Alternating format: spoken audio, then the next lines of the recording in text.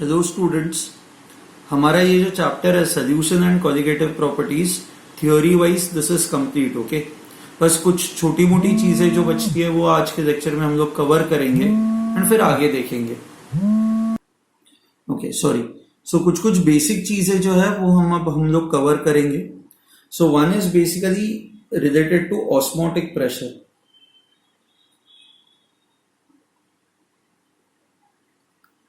When I say osmotic pressure, okay, कल याद है हमने एक डायग्राम बनाया था जहां पे हमने दो सॉल्यूशंस दिखाए थे। Okay, let's say one is more concentrated, इसका obviously osmotic pressure is more. And let's say second vessel has a solution that is less concentrated. यहाँ पे जो ऑस्मोटिक प्रेशर है that is less. Okay, now solvent जो होता है, solvent हमेशा कहाँ से कहाँ पे फ्लो करेगा? सॉल्वेंट हमेशा लेस कॉन्सेंट्रेटेड साइड से मोर कॉन्सेंट्रेटेड साइड पे फ्लो करेगा। तो यहाँ पे अगर जो आपका सेमी परमिएबल मेम्ब्रेन है तो इस फ्लो को स्टॉप करने के लिए आपको यहाँ पे एक्सटर्नल प्रेशर लगाना होगा। एंड ये एक्सटर्नल प्रेशर जो हम लोग अप्लाई करते हैं to stop osmosis, that is called as your osmotic pressure. So P external is equal to P osmotic in this case, and this osmotic pressure is simply equal to pi 1 minus pi 2. Okay. Now ये जो more concentrated side है जहाँ पे we know that osmotic pressure जो होता है it is directly proportional to concentration. So because इसका concentration ज़्यादा है, pi 1 will be more. यहाँ पे मान लो osmotic pressure is pi 1, इस solution का osmotic pressure is pi 2, तो pi 1 will be greater than pi 2. Right? And pi 1 is greater than pi 2. So then what I can say is, okay, in this case, जिस भी solution का osmotic pressure ज़्यादा होता है इसको कहा जाता है hypertonic. So this becomes your hypertonic solution.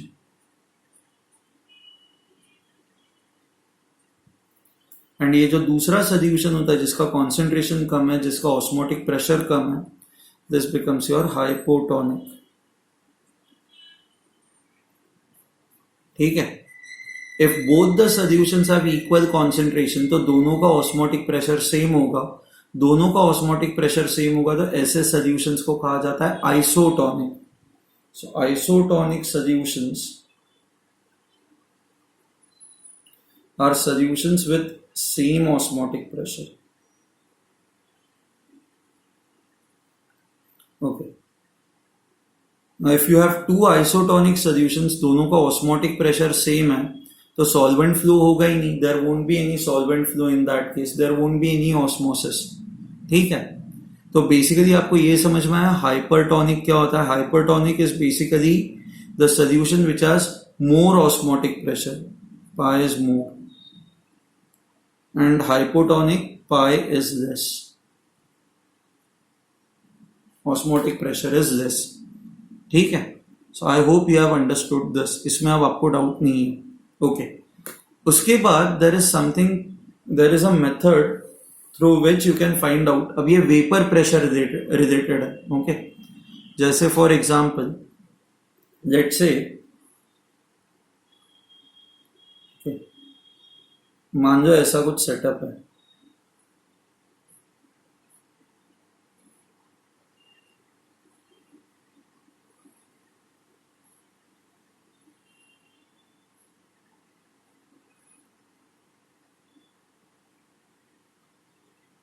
Okay, ये ऐसा है। हाँ,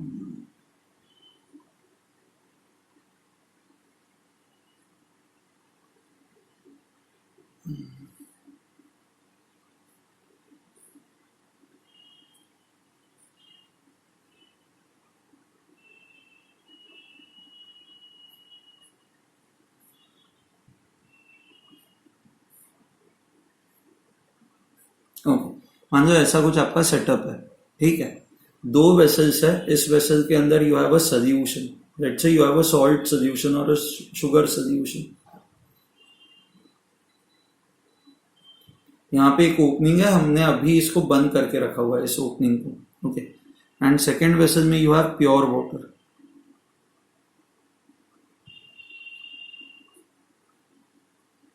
Pure water. Okay.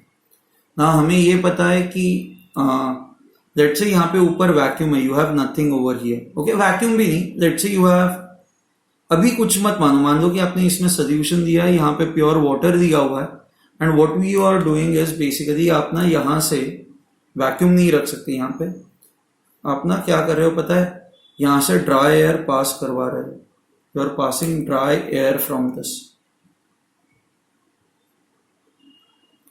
ना. आपको पता ही है कि कोई भी लिक्विड हो, whether it is a solution और whether it is a pure solvent, okay, क्या होता है लिक्विड्स के केस में कि they have a tendency to evaporate, उनकी टेंडेंसी होती है इवेपोरेट होने की. तो ये let's say this is your liquid solution,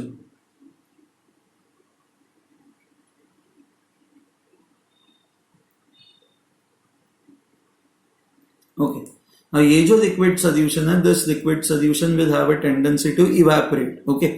कुछ मॉलिक्यूल्स जो लिक्विड सोल्यूशन के वो वेपर फेज में चले जाते हैं. These are nothing but your solvent molecules, right. कुछ सॉल्वेंट मॉलिक्यूल्स जो है वो लिक्विड फेज से वेपर फेज में चले जाते हैं. तो क्या होता है कि जैसे ही आप ड्राई एयर पास कराओगे, dry air does not have water vapours, have H2O vapours, okay. ना जैसे ही आप पास कराओगे, आपको पता ही है कि किसी भी सोल्यूशन का अपना एक वेपर प्रेशर होता है, एंड इक्विलिब्रियम में क्या होता है, इक्विलिब्रियम में the rate of evaporation will be equal to rate of condensation. So हर एक सोल्यूशन का अपना एक वेपर प्रेशर होता है, that we will write that as P. And pure solvent का, so this is vapour pressure of solution, and pure water जो होता है, प्योर या प्योर सॉल्वेंट जो होता है, उसका वेपर प्रेशर लिखा जाता है P0 से, vapour pressure of pure solvent, ठीक है. नाउ क्या होगा कि जैसे ही आप ड्राई एयर पास कराओगे, it does not have water vapour, but equilibrium में तो ऐसा होगा ना कि कुछ सॉल्वेंट के मॉलिक्यूल्स या कुछ वाटर के molecules have to be in vapour phase.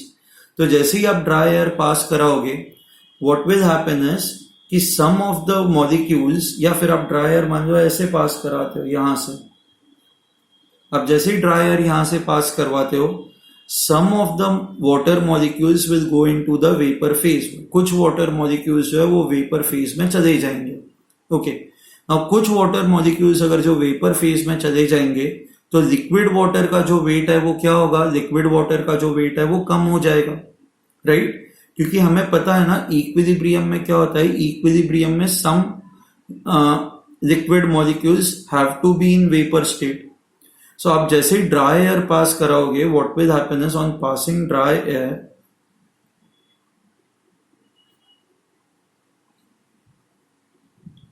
on passing dry air, okay, some solvent molecules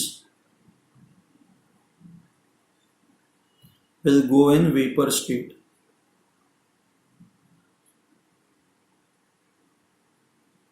Okay. So therefore ये जो आपका solution है, therefore the mass of liquid solution will reduce.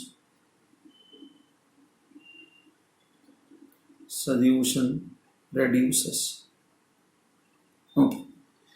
Now ये मास कितना रेड्यूस होगा, वेपर प्रेशर जितना ज्यादा होगा उतना मास रेड्यूस होगा. सी वेपर प्रेशर ज्यादा कब होगा, जब ज्यादा मॉलिक्यूल्स इवेपोरेट होंगे, एंड जितने ज्यादा मॉलिक्यूल्स इवेपोरेट होंगे उतना आपका लिक्विड कम हो जाएगा, तो लिक्विड का मास भी कम हो जाएगा. ये आया आपको समझ में? So what I can say is the mass of liquid solution reduces, okay. So the reduction in mass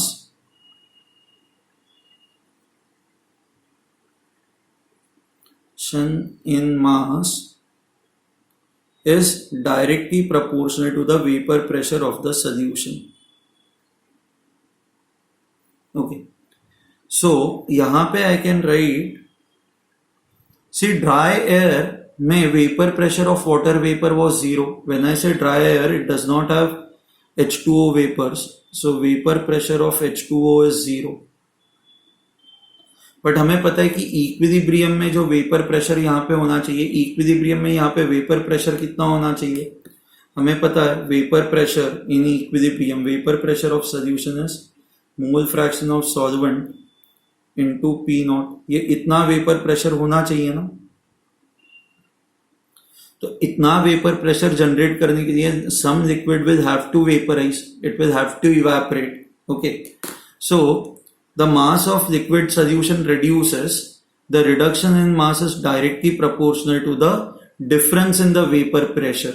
So initially vapor pressure was 0 of H2O, finally जो आपका vapor pressure है that is this P, so therefore the reduction in the mass delta M of solution, this is directly proportional to the vapor pressure of the solution minus your initial pressure. Initial vapor pressure was 0 क्योंकि dry air था. So reduction in mass of solution is directly proportional to P. Okay. अब यहां से ये जो air है वो यहां से पास होगा, it will not be a dry air. Dry air आया था बट कुछ वाटर मॉलिक्यूल्स भी इवेपोरेट हुए थे ना, सॉरी कुछ वाटर मॉलिक्यूल्स भी इवेपोरेट हुए थे. सो यहां से जो एयर पास हो रहा है, this is not a dry air, this is a moist air. Okay, ना ये मॉइस्ट एयर का जो वेपर प्रेशर है, this is equal to vapour pressure of solution P. But हमें ये पता ही है कि वेपर प्रेशर ऑफ सोल्यूशन जो होता है, it is less than pure vapour pressure, right. तो मान लो कि ये सीधा ये आप पाइप यहां से नहीं, मान लो ये पाइप आप यहां से लेके जाते हो, तो यहां से जो मॉइस्ट एयर जा रही है उसका जो प्रेशर है दैट इज लेस ना, क्योंकि यहाँ पे प्योर वाटर है, प्योर वाटर है तो इक्विलिब्रियम में जो आपका प्रेशर होगा वो P नॉट होगा. समझ में आ रहा है आपको? Because you have pure water over here, then the vapour pressure above pure water would be equal to P naught. But अभी यहां से जो एयर आ रही है उसका जो वेपर प्रेशर है that is pressure of the solution, that is less than P not. तो आपको यहाँ पे वेपर प्रेशर बढ़ाने के लिए इस प्योर वाटर को थोड़ा सा इवेपोरेट होना पड़ेगा, वेपराइज होना पड़ेगा. करेक्ट ना? कितना वेपराइज होना पड़ेगा? इसको उतना वेपराइज होना पड़ेगा जब तक यहाँ पे जो वेपर प्रेशर है वो P नॉट जितना नहीं हो जाता. सो मैं ये रिपीट करता हूं, this pure water will have to evaporate till the vapor pressure over here becomes equal to P naught. So what will happen is, now as the moist air from the solution, okay, comes in contact with pure solvent, with pure solvent, then some amount of pure solvent will evaporate or vaporize. ठीक है, some amount of pure solvent will evaporate or vaporize. So क्या होगा कि mass of liquid solvent will also reduce. So therefore the mass of liquid solvent, mass of pure liquid solvent reduces.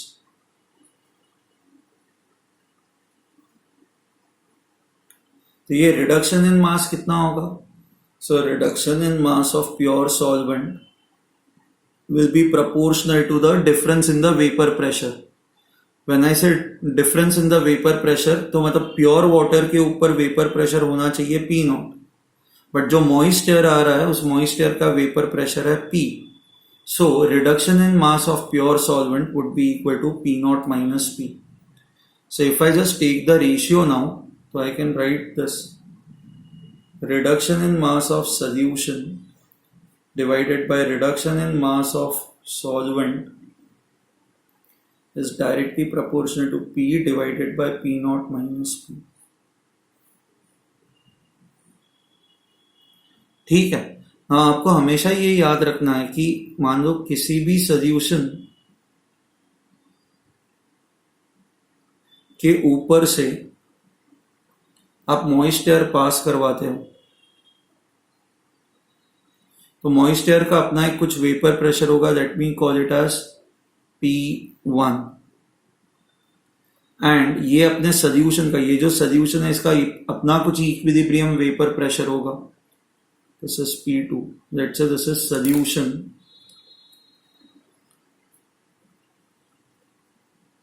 so P2 is basically vapor pressure of solution। Okay, so change in mass of water delta m या change in mass of solution is simply equal to P2 minus P1। Sorry, P2 minus P1, you have to understand this, I'll write it over here। If P2 is greater than P1, मतलब मान लो कि इस solution का जो equilibrium vapour pressure जो होना चाहिए that is P2, if it is more then the moist air जो आप यहां से पास करवा रहे हो उसका vapour pressure that is P1। So if P2 is greater than P1, then solution will vaporize। तो उसका जो मास है वो ऑब्वियसली रेड्यूस होगा। ओके, एंड अगर जो उल्टा है, इफ यहां से जो एयर पास हो रही है उसका जो vapour pressure if it is more then P2 जो होना चाहिए, तो क्या होगा? If P1 is greater than P2, अब यहां से जो एयर पास हो रही है अगर जो उसका वेपर प्रेशर जो है if that is more then P2, या इस एयर के अंदर जो वाटर वेपर का पार्शियल प्रेशर है if that is more then P2, what will happen is यहां से जो मॉइस्चर है ना, some of that moisture will undergo condensation। so ये sum of the water vapor will get converted into liquid state। so if P1 is greater than P2, then water vapor will condense into liquid state। तो उस case में ये जो मास है वो मास increase हो जाएगा।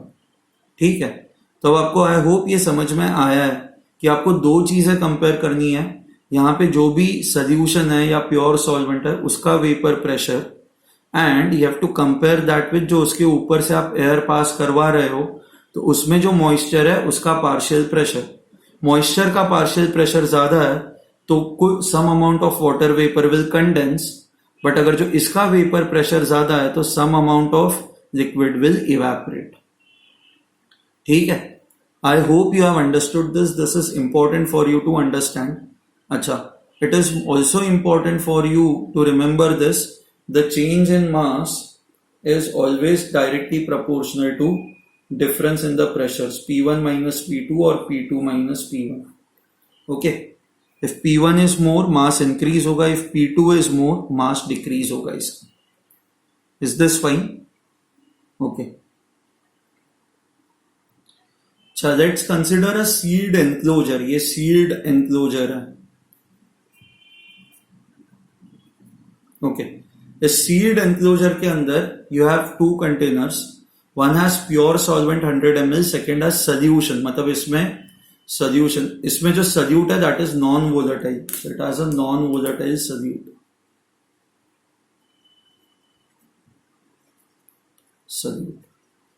ठीक है, now you have to understand what will happen in this case, what will happen with time. Now what will happen with time is, okay, solvent के ऊपर जो वेपर प्रेशर होना चाहिए इक्विलिब्रियम में दैट इज P1, ओके, जिसको हम लोग कहते हैं P0, this is vapour pressure of pure solvent, and solution के ऊपर जो वेपर प्रेशर होना चाहिए, okay, that is P2, this is equal to P। ना हमें ये पता है कि सॉल्वेंट का वेपर प्रेशर जो है it is always more than the vapour pressure of the solution, so this number will always be more, okay, this is less। अच्छा, अब क्या होगा, if this number is more, तो यहां से and this number is this, so this is a high pressure area, this is a low pressure area. या आप ये मान सकते हो कि यहाँ पे वाटर वेपर का पार्शियल प्रेशर ज्यादा है, यहाँ पे वाटर वेपर का पार्शियल प्रेशर जो है वो कम है. Okay, correct. नाउ आप लोगों ने डिफ्यूजन पढ़ा हुआ है. डिफ्यूजन क्या होता है? Diffusion is basically usually flow of gases from high partial pressure area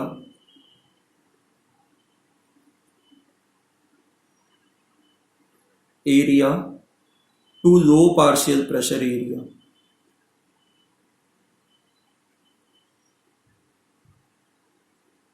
ठीक है, it is flow of gases from high partial pressure area to low partial pressure area. now यहां पे वाटर वेपर का partial pressure ज्यादा है, यहां पे water vapour का पार्शियल प्रेशर कम है, तो वाटर वेपर जो होंगे वो यहां से यहां पे ऐसे डिफ्यूज होंगे. ओके, ना जैसे ही वाटर वेपर्स यहां से यहां पे डिफ्यूज होंगे, यहां पे जो वाटर वेपर का पार्शियल प्रेशर होगा वो P2 से ज्यादा हो जाएगा. करेक्ट. जैसे ही ज्यादा वाटर वेपर्स यहां पे आए, तो what will happen is, now in this region I can write partial pressure of water vapors will be more than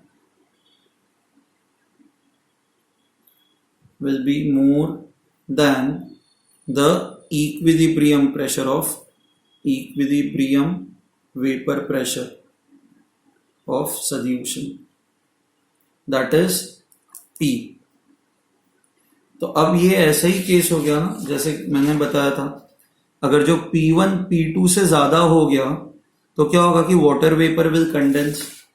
तो बिकॉज यहाँ पे वाटर वेपर का जो partial pressure it is more than your equilibrium pressure, water vapour will condense. Okay, so यहाँ पे I write H2O condenses. Okay, moreover यहां से water vapour अगर जो यहां पे चले गए, तो इस रीजन में आई कैन से partial pressure of H2O will reduce, will be less than P0 जो होना चाहिए. तो यहां पे अगर जो पार्शियल प्रेशर कम है एज कंपेयर टू जितना होना चाहिए, तो more solvent will evaporate. So basically क्या होगा कि सॉल्वेंट इवेपोरेट होता जाएगा, यहां से वाटर वेपर यहां से यहां पे डिफ्यूजन की वजह से चले जाएंगे, एंड यहां पे condensation will continuously take place. Eventually finally ये कब तक होता जाएगा, ये तब तक से हमेशा ऐसा ही होगा ना. This will always have some amount of solute. आप बस सॉल्वेंट इसमें ऐड करते जा रहे हो, बट इसमें सल्यूट तो है ही. आप सॉल्वेंट ऐड करते जा रहे हो तो ये डाइल्यूट होता जाएगा, this will become dilute. But still ये प्योर सॉल्वेंट तो नहीं होगा ना, क्योंकि इसमें कुछ तो सल्यूट प्रेजेंट है ही. So because it is not pure solvent, इस साइड का जो वेपर प्रेशर होगा वो इसके कंपैरिजन में हमेशा कम ही होगा. P2 will always be less than P1 और P1 will always be greater than P2. So this process will continuously happen. Finally what you would have is you will have 0 ml in this and 200 ml in this. So सारा का सारा जो पानी है वो यहां से यहां पे ट्रांसफर हो जाएगा. Okay, so finally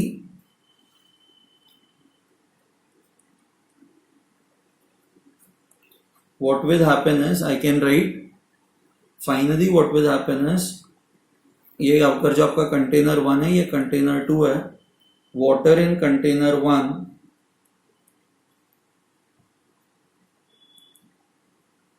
will be 0 ml and water or total volume of solution in container 2 will be equal to 200 ml. 100 तो ऑलरेडी था, प्लस और 100 यहाँ पे आ जाएगा, सो ये 200 ml हो जाएगा. Okay, so I hope you have understood this. Okay, अब इसके बाद हम लोग दूसरा क्वेश्चन करते हैं. Let's go on to the next question now. Okay, similar question है. You have a closed chamber. Okay, दो वेसल्स है, बट अब दोनों कोई भी प्योर सॉल्वेंट नहीं है. Both have got solutions 20 ml 20 ml 0.05 molar. यहाँ पे जो सोल्यूट है that is a non electrolyte. Non electrolyte का मीनिंग क्या होता है? Does not dissociate. Okay, and यहाँ पे you have again 20 ml 0.03 molar NaCl solution. अच्छा, which undergoes 100% dissociation. Now when it undergoes 100% dissociation, तो क्या होगा कि NaCl जो है it will produce Na plus and Cl minus. आपको पता है वैंटो फैक्टर 2 होगा इसके लिए. वैंटो फैक्टर 2 है तो यहाँ पे आपका इफेक्टिव कॉन्सेंट्रेशन क्या होगा? 0.03 इंटू 2 दैट इज 0.06 मोलर. ये 0.05 है and this will effectively become 0.06. तो this is more concentrated and this is less concentrated.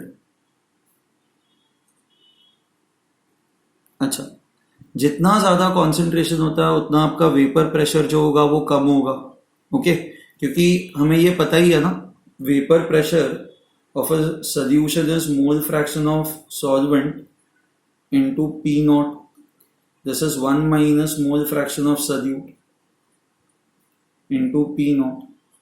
अब if it is more concentrated, this number will be more. So 1 minus this number will be less. So your overall vapor pressure would be less. तो यहाँ पे pressure less होगा, यहाँ पे pressure more होगा. तो water vapor जो है तो यहाँ से यहाँ पे transfer हो जाएगा. So what will happen is यहाँ पे eventually आपका volume जो है that will increase on this side. Increases. And इस साइड पे वॉल्यूम डिक्रीजेस.